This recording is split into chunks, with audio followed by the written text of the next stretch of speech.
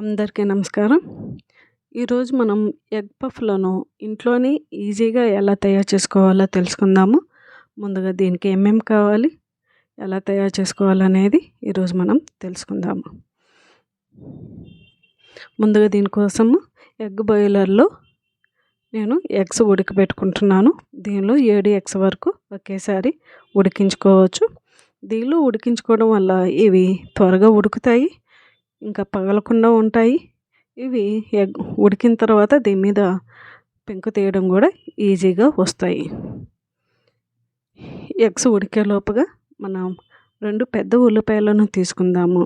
వీటిని సన్నగా తరిగి పెట్టుకుందాము. ఇప్పుడు ఒక నాన్ స్టిక్ బాండీని పొయ్యి మీద పెట్టి 3 టేబుల్ స్పూన్ల ఆయిల్ వేసుకుందాము. ఆయిల్ వేడెక్కనివ్వాలి.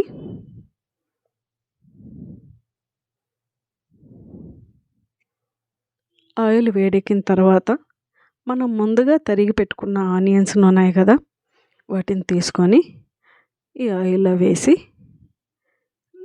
మీడియం ఫ్లేమ్లో చక్కగా కదుపుకుంటూ మాడకుండా వేయించుకోవాలి.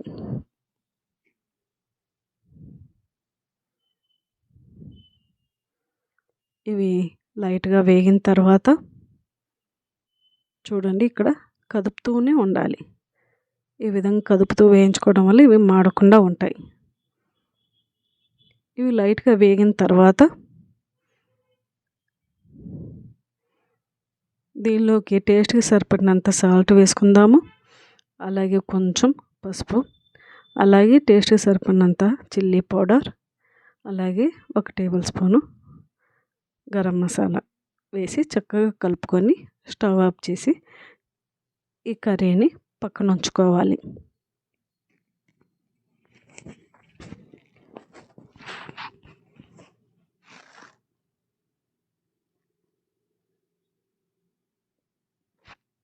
ఇప్పుడు ఒక బౌల్లోకి 2 కప్పుల మైదా పిండి తీసుకుందాము. ఇక్కడ నేను 2 కప్పుల మైదా పిండిని తీసుకుంటున్నాను. మీరు కావాలంటే 2 కప్పుల గోధుమ పిండి తీసుకోవచ్చు, లేదా 1 కప్పు మైదా పిండి, 1 కప్పు గోధుమ పిండి కూడా తీసుకోవచ్చు. అలాగే 1 పావు కప్పు వరకు బొంబాయి రవ్వను కూడా తీసుకుంటున్నాను. ఈ మొత్తం బాగా కలుపుకొని దీనిలోకి టేస్ట్కి సరిపడినంత సాల్ట్ వేసుకుందాము. అలాగే కొంచెం ఆయిల్ కూడా వేసుకుందాము. అంటే ఇక్కడ నేను 3 టేబుల్ స్పూన్ల ఆయిల్ వేసాను. ఈ సాల్ట్, ఆయిల్ ఈ పిండిలో బాగా కలిసేటట్లు కలుపుకోవాలి. ఈ ఆయిల్ అనేది పిండి మొత్తంలో బాగా కలవాలి. ఈ విధంగా చేతితో అంతా సమానంగా కలిసేటట్లు కలుపుకుందాము. పిండిని చేతితో పట్టుకొని ఒత్తితే ఈ విధంగా ముద్ద అవ్వాలి. ఇప్పుడు కొంచెం నీళ్ళు పోసుకుంటూ మైదా పిండిని చక్కగా కలుపుకుందాము. చపాతీ పిండిలాగా కలుపుకోవాలి. మరీ గట్టిగాను కాకుండా మరీ లూజుగాను కాకుండా చక్కగా మెత్తగా కలుపుకోవాలి.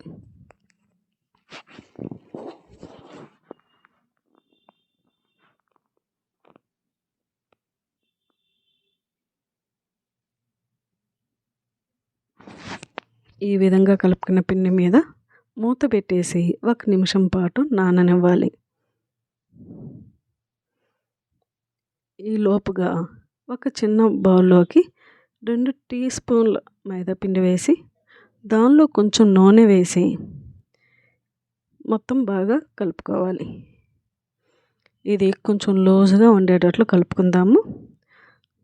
చూడండి, ఇంకొంచెం నూనె వేసి లూజుగా కలుపుకుందాము.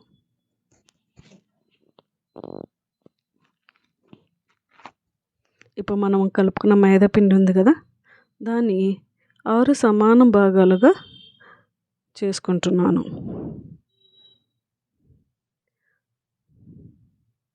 చూడండి, ఇక్కడ 6 సమాన భాగాలుగా చేసుకుందాము.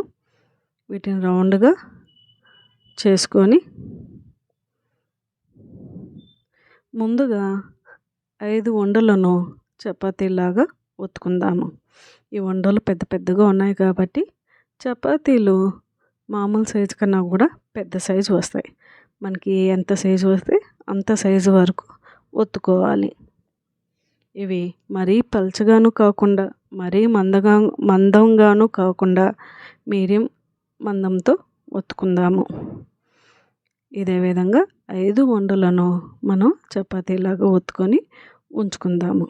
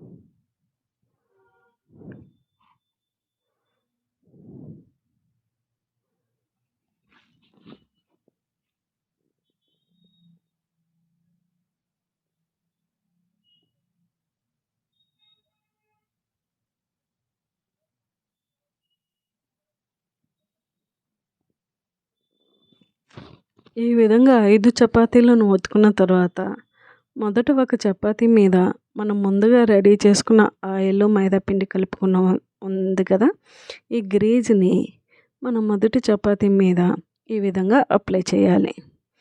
చపాతీ మొత్తం బాగా అంటేటట్లు చేతితో స్ప్రెడ్ చేసుకుందాము. ఇప్పుడు దీని మీద ఇంకొక చపాతీ పెట్టుకుందాము. దాని మీద కూడా ఈ విధంగా ఆయిల్ అప్లై చేసుకుందాము. అలాగే చేతితో అప్లై చేసుకున్న తర్వాత మళ్ళీ దీని మీద మూడో చపాతీ పెట్టుకుందాము. ఈ విధంగా 5 చపాతీలను ఒకదాని మీద ఒకటి పెట్టుకోవాలి. మిడిల్లో ఈ ఆయిల్ అప్లై చేసుకోవాలి.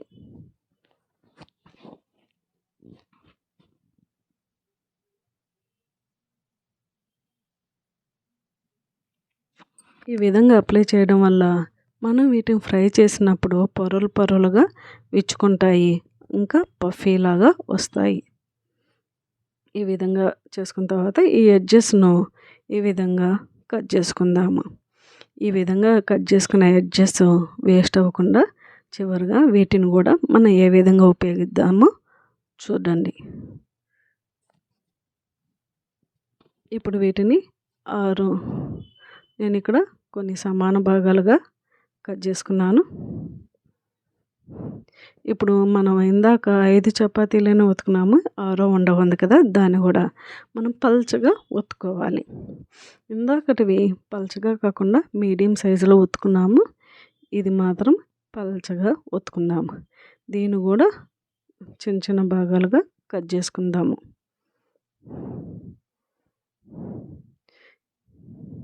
ఈ విధంగా ఇప్పుడు ఒక గిన్నెలోకి 1 టేబుల్ స్పూన్ మైదా వేసి కొన్ని వాటర్ పోసి కొంచెం లూజుగా కలుపుకుందాము.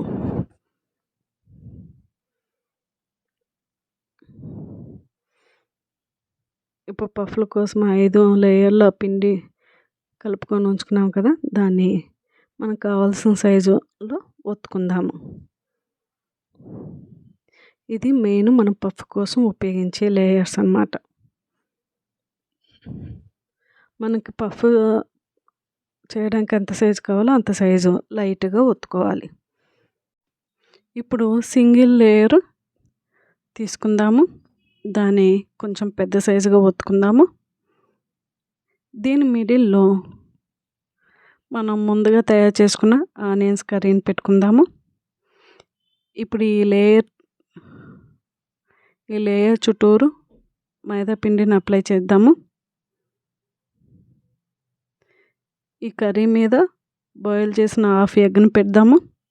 ఈ లేయరు ఆ ఎగ్ మీదకి వచ్చేటట్లు ఫోల్డ్ చేసుకుందాము. మైదా పిండి రాయడం వల్ల ఈ ఎగ్కి అతుక్కుంటుంది. ఇప్పుడు పఫ్ బేస్ మీద పెట్టేసి అటు ఇటు మైదా పిండి అప్లై చేసి ఎగ్ మీదకి వచ్చేటట్లు ఫోల్డ్ చేద్దాము. అదేవిధంగా రెండోది కూడా చేద్దాము. చూడండి, సింగిల్ లేయర్ మీద మైదా అప్లై చేసాము, ఆనియన్ కర్రీ పెట్టాము, దాని మీద ఎగ్ పెట్టాము. ఎగ్ మీదకి వచ్చేటట్లు ఈ విధంగా ఫోల్డ్ చేసుకుందాము. పఫ్ బేస్ మీద పెట్టేసి కార్నర్లో మైదా రాసి ఎగ్ మీదకి వచ్చేటట్లు ఫోల్డ్ చేసుకుందాము. అంతేనండి. అదేవిధంగా మనం అన్నిటినీ రెడీ చేసుకోవాలి.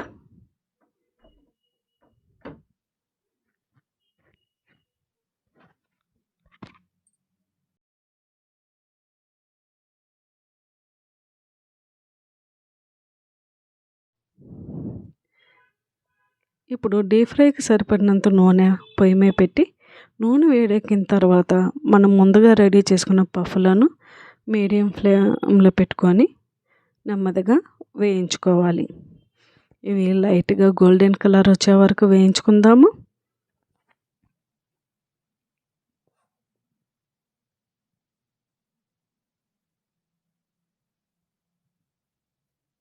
అదేవిధంగా రెండోది కూడా వేయించుకుందాము. ఇదే విధంగా మనం ఎన్ని పఫ్లైనా రెడీ చేసుకోవచ్చు. మనం రెడీ చేసుకున్న పఫ్లన్నిటిని ఇలాగా ఆయిల్లో డీప్ ఫ్రై చేసుకోవచ్చు. మనం లేయర్స్ మధ్యన ఆయిల్ రాసాం కదా, ఈ ఆయిల్ రాయడం వల్ల ఈ లేయర్స్ అనేవి విడివిడిగా వస్తాయి. ఎగ్ పఫ్ అనేది చాలా పఫీగా వస్తుంది.